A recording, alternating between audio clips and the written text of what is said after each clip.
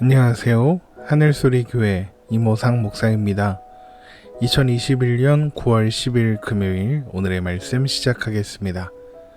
오늘 나눌 말씀은 사도행전 28장 16절에서 31절 말씀입니다.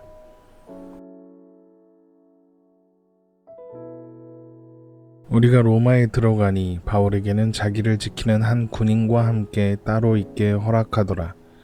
사흘 후에 바울이 유대인 중 높은 사람들을 청하여 그들이 모인 후에 이르되, 여러분 형제들아, 내가 이스라엘 백성이나 우리 조상의 관습을 배척한 일이 없는데 예루살렘에서 로마인의 손에 죄수로 내준 바 되었으니 로마인은 나를 신문하여 죽일 죄목이 없으므로 석방하려 하였으나 유대인들이 반대하기로 내가 마지못하여 가이사에게 상소하며 내 민족을 고발하려는 것이 아니니라. 이러므로 너희를 보고 함께 이야기하려고 청하였으니 이스라엘의 소망으로 말미암아 내가 이 쇠사슬에 매인 바 되었노라. 그들이 이르되, 우리가 유대에서 내게 대한 편지도 받은 일이 없고 또 형제 중 누가 와서 내게 대하여 좋지 못한 것을 전하든지 이야기한 일도 없느니라. 이에 우리가 너의 사상이 어떠한가 듣고자 하니 이 파에 대하여는 어디서든지 반대를 받는 줄 알기 때문이라 하더라.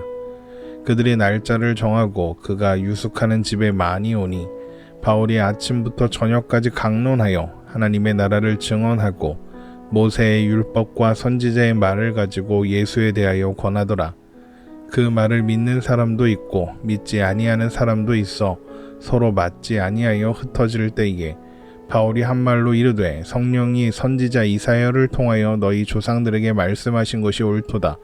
일러스되 이 백성에게 가서 말하기를, 너희가 듣기는 들어도 도무지 깨닫지 못하며 보기는 보아도 도무지 알지 못하는도다. 이 백성들의 마음이 우둔하여져서 그 귀로는 둔하게 듣고 그 눈은 감았으니 이는 눈으로 보고 귀로 듣고 마음으로 깨달아 돌아오면 내가 고쳐줄까 함이라 하였으니, 그런즉 하나님의 이 구원이 이방인에게로 보내어진 줄 알라. 그들은 그것을 들으리라 하더라. 바울이 온 이태를 자기 셋집에 머물면서 자기에게 오는 사람을 다 영접하고 하나님의 나라를 전파하며 주 예수 그리스도에 관한 모든 것을 담대하게 거침없이 가르치더라. 아멘. 로마 교회 신자들의 환영 속에서 로마에 도착한 바울은 로마의 관리에게 인계되었고, 로마 관리는 바울을 지키는 군인 한 사람과 함께 따로 있도록 허락했습니다. 사도행전 28장 16절입니다. 우리가 로마에 들어가니 바울에게는 자기를 지키는 한 군인과 함께 따로 있게 허락하더라. 따로 있게 했다는 것은 바울을 감옥이 아니라 집에 가두었다, 이런 의미입니다. 바울은 그 집에 사용료를 내야 했고 쇠사슬에 매여 군인 한 사람의 감시를 받아야 하기는 했지만 집안에서는 자유롭게 돌아다닐 수 있었고 또 집으로 찾아오는 방문객들은 자유롭게 만날 수 있었습니다. 그러니까 제한적이기는 하지만 어느 정도의 자유가 허락된 상태였던 것이죠. 로마 당국이 바울을 감옥에 가두는 대신 가택연금한 이유는 바울이 로마 시민이기도 했고 베스도가 보낸 보고서에 그가 황제에게 상소하여 보내기는 했지만 사형이나 결박당할 만한 죄가 없다고 쓰여 있었기 때문일 것입니다. 로마 당국이 바울에게 머물라고 정해준 집에 들어가고 사흘 뒤 바울은 로마에 살고 있는 유대인 중 높은 사람들을 초청하여 만났습니다. 그리고 그들에게 자신이 황제에게 상소하여 로마로 오게 된 이유에 대하여 설명하죠. 사도행전 28장 17절에서 20절입니다.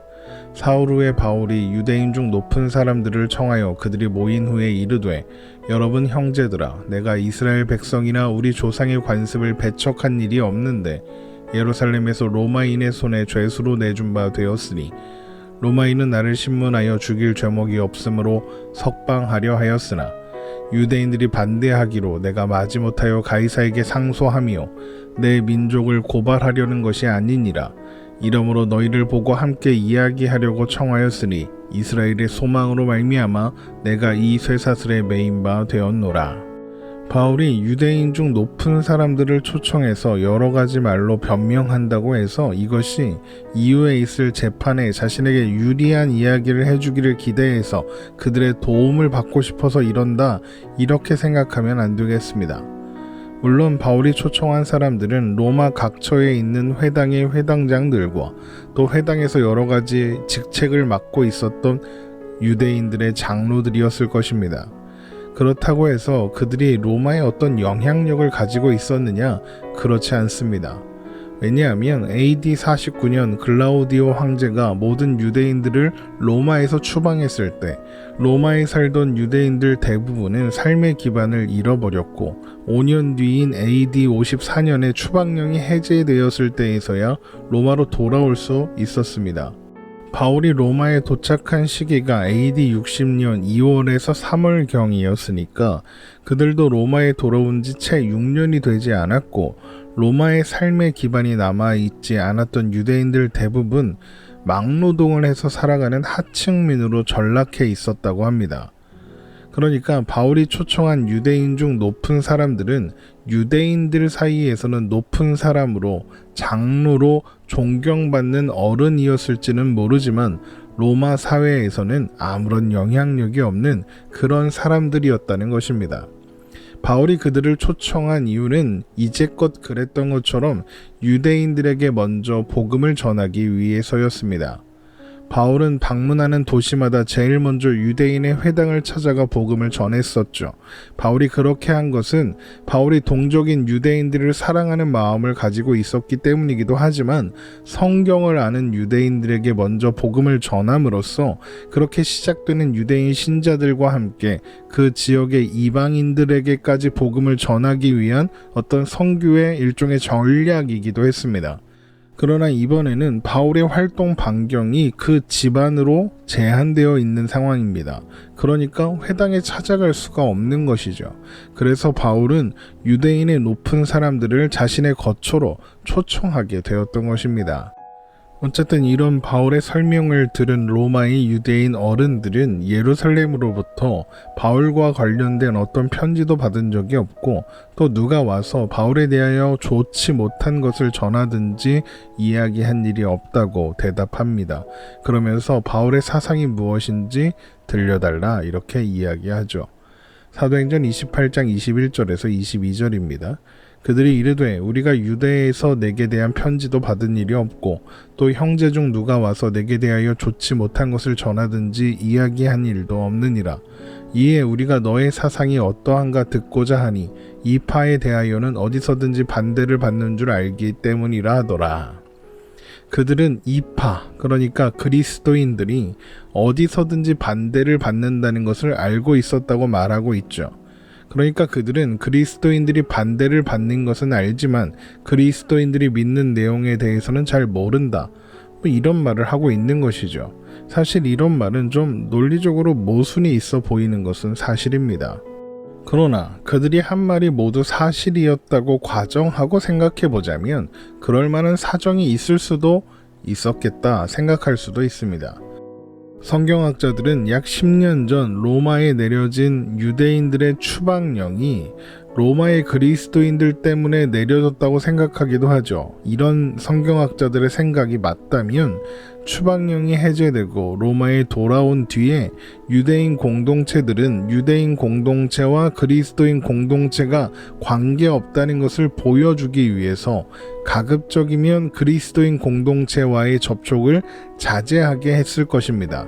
그런 이유로 그리스도인들에 대한 반대는 알고 있지만 그들이 믿는 내용이 무엇인지는 잘 모르는 그런 상황이 벌어질 수도 있었겠다. 이렇게 생각할 수 있는 것입니다.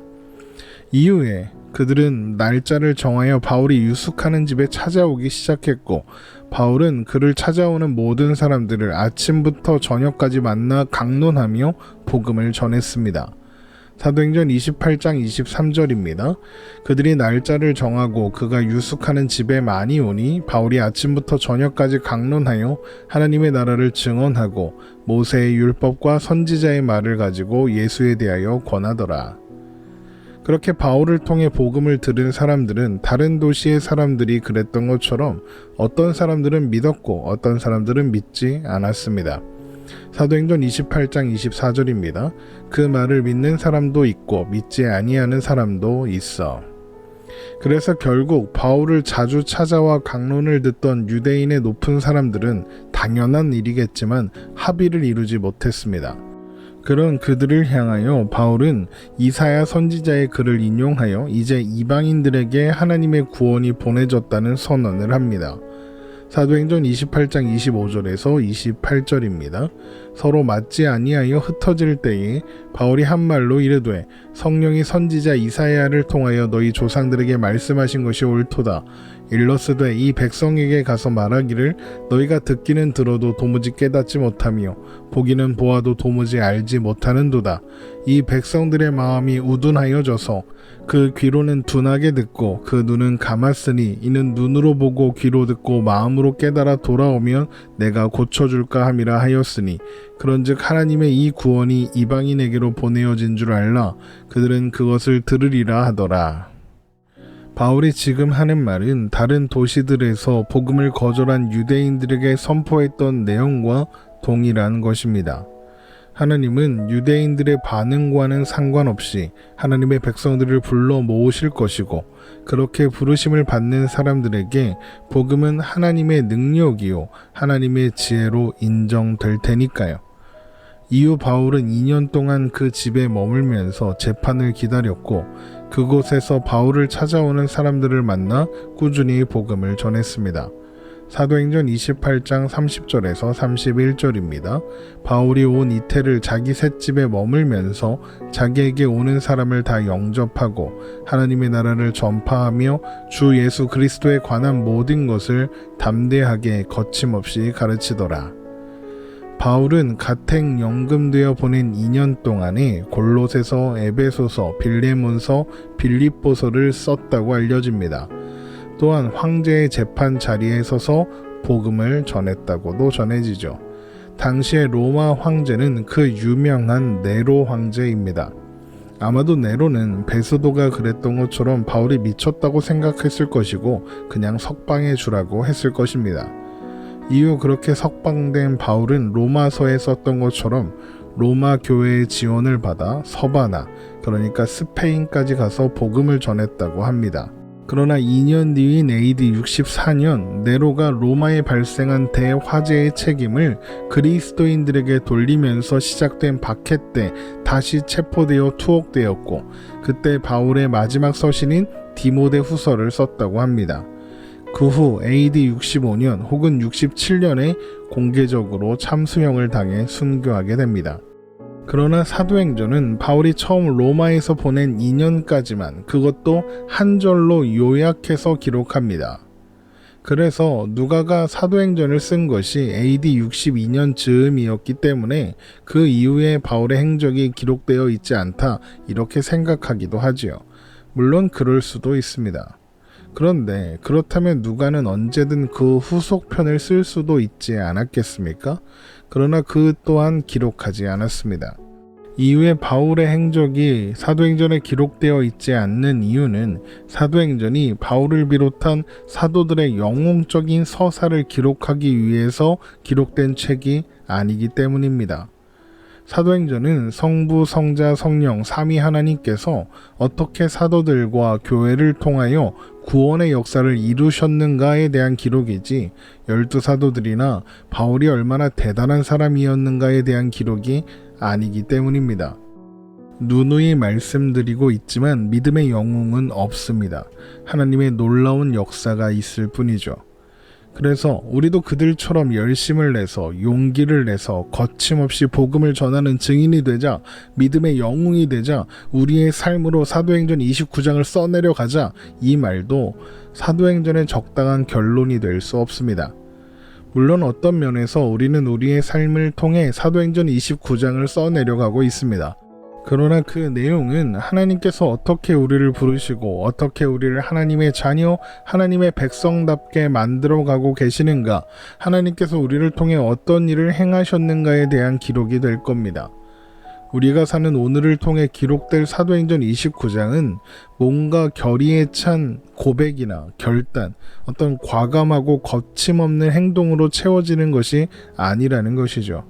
우리가 채워가야 하는 사도행전 29장이 있다면 하나님께서 우리의 삶에 어떤 일을 행하셨는가, 하나님께서 어떻게 말씀하신 대로 하나님의 일을 이루어 내셨는가, 그리고 그 과정에서 우리가 얼마나 많은 은혜와 사랑을 받았는가를 확인하는 내용으로 채워져야 할 것입니다.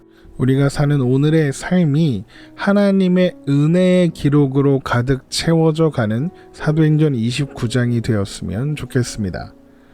이렇게 사도행전의 말씀을 모두 다 살펴보았습니다. 다음 시간부터는 레위기의 말씀을 나눌 예정인데요. 2주 동안 잠시 멈추었다가 9월 27일부터 다시 시작하도록 하겠습니다. 오늘도 주님 안에 평안한 하루 되시기를 주님의 이름으로 축원합니다.